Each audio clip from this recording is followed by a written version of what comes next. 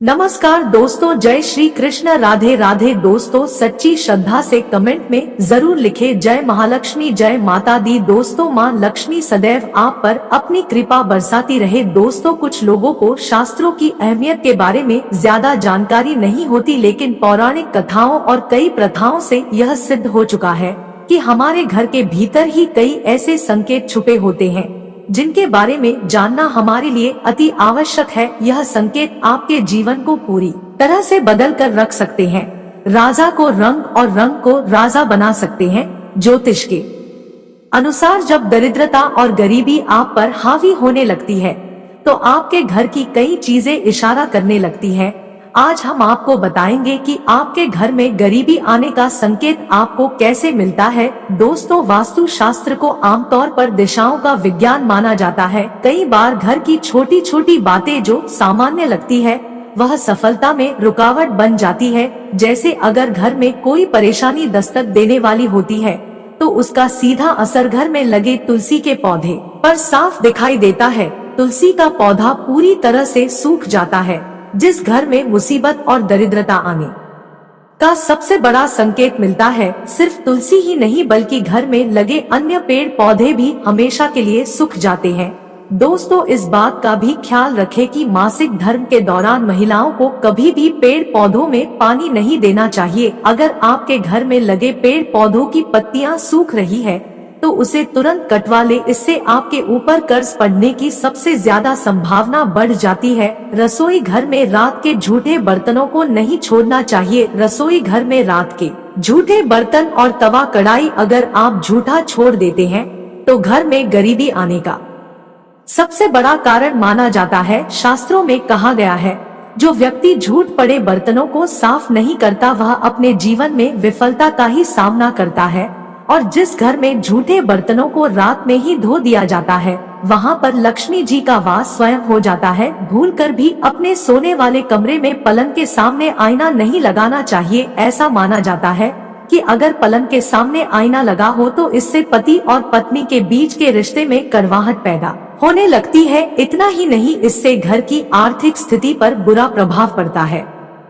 इसके अलावा कमरे के बीचों बीच पलंग रखने से आपको बचना चाहिए। इससे व्यक्ति थका थका और तनाव से घिरा रहता है। इसके साथ व्यक्ति के कार्यों में बाधाएं भी आती है और परेशानियों को भी झेलना पड़ता है। घर में दूध उबलकर गिरना भी शुभ माना जाता है। इससे अचानक आपके ऊपर पैसों का खर्च बढ़ सकता है। घर में लोग बीमार होने लगते हैं। साथ ही ऐसा होने से पारिवारिक जीवन भी अस्तव्यस्त हो जाता है।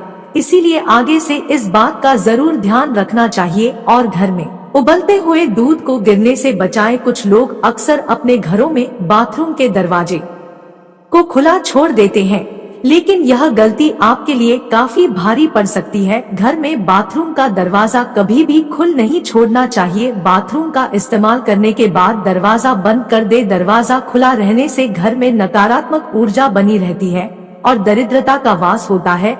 अगर आप घर से बाहर जाएं और आपको लौटते समय घर के बाहर छिपकली के दर्शन हो जाए, घर के दरवाजे पर छिपकली के दर्शन होने से आपका बुरा वक्त शुरू हो जाता है। ऐसे में आपको बुरे वक्त के लिए स्वयं को तैयार रखना चाहिए और हिम्मत से काम लेना चाहिए। अगर आपने कोई नया घर लिया है और उसमें मरी हुई छिपकली मिल जाए तो आपको गृह प्रवेश से पहले आपको पूजा हवन इत्यादि जरूर करवा लेना चाहिए। अगर आप ऐसा नहीं करते हैं तो उसे घर में रहने वाले व्यक्ति की तरक्की कभी भी नहीं हो सकती। दोस्तों घर में देवी देवताओं की तस्वीर कभी आमने सामने नहीं लगानी चाहिए। यह वास्तु दोष घर में है और विभिन्न तरह की परेशानियों को जन्म देता है। इसलिए इस बात को हमेशा ध्यान में रखें और गलती करने से बचें। दोस्तों घर छोटा हो या बड़ा हो साफ सुथरा होना चाहिए, क्योंकि स्वच्छ घर में ही माँ लक्ष्मी और देवी देवताओं का वास होता है। स्वच्छ घर में रहने वाला परिवार हमेशा सुखी और समृद्ध रहता है। सफाई की दृष्टि से झाड़ू एक महत्वपूर्ण भूमिका निभाता है। उसका प्रभाव वास्तु शास्त्र के हिसाब से घर और घर में रहने वाले लोगों के जीवन पर भी पड़ता है। घर की स्वच्छता को बनाए रखने में झाड़ू का उचित महत्वपूर्ण प्रयोग है। घर में किसी मेहमान का आगमन हो या त्योहार है तो उनके आने से पूर्व घर में झाड़ू से घर की सफाई की जाती है। स्वच्छ घर ही सुंदर लगता है। झाड़ू लगाना जितना जरूरी होता है उतना ही झाड़ू का रखरखाव भी जरूरी है। झाड़ू कब और कैसे लगाना चाहिए, झाड़ू कहाँ और कैसे रखनी चाहिए, झाड़ू को आपको किस दिन खरीदना चाहिए, किस दिन घर से बाहर करना चाहिए। शास्त्र के अनुसार झाड़ू के उपयोग से संबंधित कुछ नियम बताए गए हैं जिससे घर की आर्थिक स्थिति और लोगों के जीवन पर प्रभाव पड़ता है। इन नियमों का पालन करके घर में उत्पन्न सभी प्रकार के दोष और घर में रहने वाले लोगों पर आए संकट को दूर किया जा सकता है। झाड़ू से संबंधित कुछ महत्वपूर्ण बातें हैं जो वास्तु शास्त्र के अनुसार शुभ मानी जाती है कि झाड़ू लक्ष्मी जी का प्रतीक माना जाता है। झाड़ू से संबंधित बातें हमारे जीवन में लक्ष्मी की कृपा का भागीदार बनती है। पांचवी वास्तु शास्त्र के अनुसार झाड़ू लक्ष्मी का प्रतीक होती है। आपको झाड़ू से किसी भी पशु पक्षी या किसी भी व्यक्ति को मारना नहीं चाहिए, यह अशुभ कहलाता है। इससे मां लक्ष्मी नाराज हो जाती है।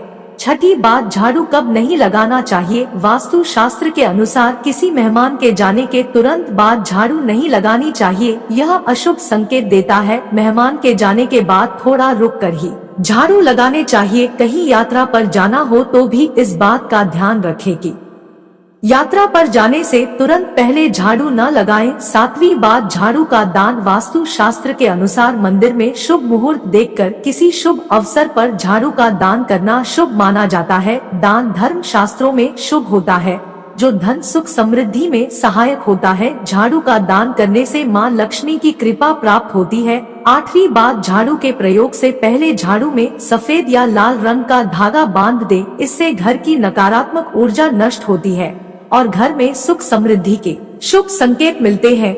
आर्थिक दशा में सुधार होता है और धन संपदा का संचार होता है। सूर्योदय के समय जब सूर्य का प्रकाश घर में प्रवेश करता है, घर में सूर्य की रोशनी से उजाला होता है, तब झाड़ू लगाना सर्वोत्तम माना गया है। इस समय सकारात्मक ऊर्जा घर में प्रवेश करती है और नकारात्मक ऊर्जा को नष्ट कर देती है। शाम होने से पहले घर में साफ सफाई करना बहुत ही ज्यादा शुभ माना जाता है। शाम होने के बाद घर में झाड़ू लगाना अशुभ माना जाता है। तो दोस्तों, आपको यह वीडियो कैसा लगा हमें कमेंट में जरूर बताएं।